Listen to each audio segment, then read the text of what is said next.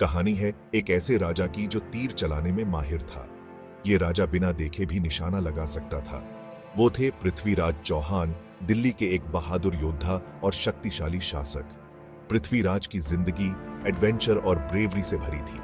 आज भी लोग उन्हें एक हीरो की तरह याद करते हैं। उनकी कहानियां लोगों को करेजस बनने और राइट चीज के लिए लड़ने की प्रेरणा देती है। पृथ्वीराज का जन्म 1149 ईस्वी में हुआ था। उनका जन्म एक राजपूत परिवार में हुआ था। राजपूत्स अपनी ब्रेवरी और फाइटिंग स्किल्स के लिए जाने जाते थे। पृथ्वीराज बचपन से ही एक स्किल्ड वॉरियर थे। उन्होंने सोर्ड फाइटिंग, आर्चरी और हॉर्सबैक राइडिंग सीखी। उन्होंने बहुत जल्दी इन स्किल्स में महारत हासिल कर ली। पृथ्वीराज एक नेचुरल लीडर थे। लोग उनका आदर करते थे। पृथ्वीराज चौहान का सत्ता में आना आसान नहीं था। उन्हें बहुत सारी चैलेंजेस का सामना करना पड़ा। उन्होंने अपनी ब्रेवरी और इंटेलिजेंस से उन सब पर विजय प्राप्त की। पृथ्वीराज के बहुत सारे दुश्मन थे। वो उनका राज्य छीनना चाहते थे। उनके सबसे बड़े राइवल्स में से एक थे कन्नौज के राजा। कन्नौज के राजा की एक खूबसूरत बेटी थी जिसका नाम संयोगिता था। पृथ्वीराज और संयोगिता को एक दूसरे से प्यार हो गया, लेकिन उनके पिता आपस में दुश्मन थे। कन्नौज के राजा नहीं चाहते थे कि उनकी बेटी पृथ्वीराज से शादी करे।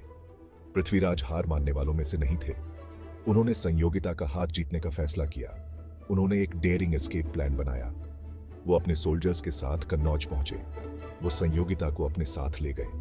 वो दिल्ली वापस आए और शादी कर ली। इससे कन्नौज के राजा और भी नाराज हो गए। पृथ्वीराज और संयोगिता की लव स्टोरी बहुत फेमस है। ये करेज और रोमांस की कहानी है। पृथ्वीराज ने प्यार के लिए सब कुछ दांव पर लगा दिया। उन्होंने दिखाया कि उन्हें किसी चीज का डर नहीं है। ये कहानी आज भी सुनाई जाती है। पृथ्वीराज चौहान एक महान योद्धा थे। उन्होंने बहुत सारी बैटल्स लड़ी। उन्होंने अपने राज्य को इन्वेडर्स से बचाया। उन्होंने अपने टेरिटरी का विस्तार किया। उनकी सबसे फेमस बैटल्स में से एक थी चंदेल शासक के खिलाफ। चंदेल शासक बहुत पावरफुल था। उसकी एक बड़ी आर्मी थी। पृथ्वीराज संख्या में कम थे, लेकिन वो डरे नहीं। उन्होंने चंदेल आर्मी को हराने के लिए क्लेवर टैक्टिक्स का इस्तेमाल किया। उन्होंने एक बड़ी विक्ट्री हासिल की। इस विक्ट्री ने उन्हें और भी फेमस बना दिया। लोग उनकी करेज और मिलिट्री स्किल्स की प्रशंसा करते थे। एक और फेमस बैटल थी मोहम्मद गौरी के खिलाफ। मोहम्मद गौरी अफगानिस्तान का एक पावरफुल इन्वेडर था। वो इंडिया को जीतना चाहता था। पृथ्वीराज ने ब्रेवली उसके खिलाफ लड़ाई लड़ी। पहली बैटल में पृथ्वीराज की विक्ट्री हुई। उन्होंने मोहम्मद गौरी को कैप्चर कर लिया, लेकिन उन्होंने मर्सी दिखाई और उसे छोड़ दिया। ये एक गलती थी।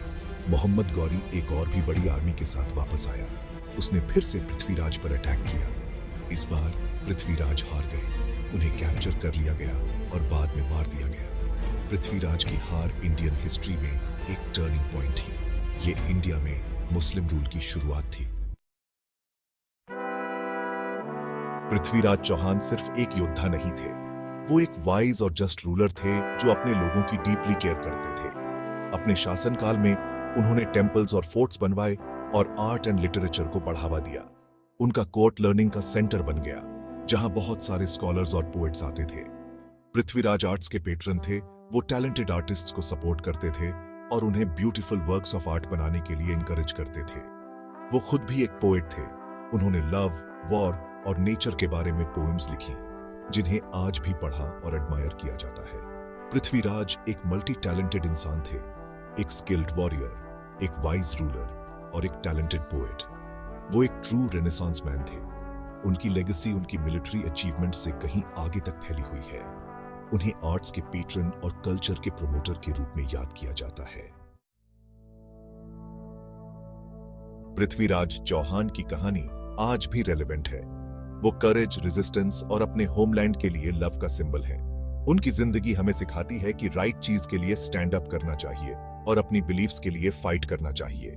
हालांकि आखिर में वो हार गए, लेकिन उनका स्पिरिट ऑफ रेजिस्टेंस लोगों को इंस्पायर करता रहता है।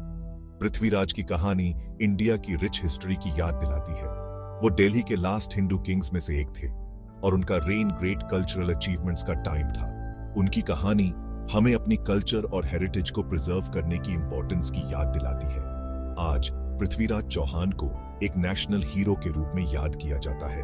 उनकी कहानी, बुक्स, मूवीज और प्लेज में बताई जाती है और सदियों बाद भी उनकी जिंदगी लोगों को इंस्पायर करती रहती है।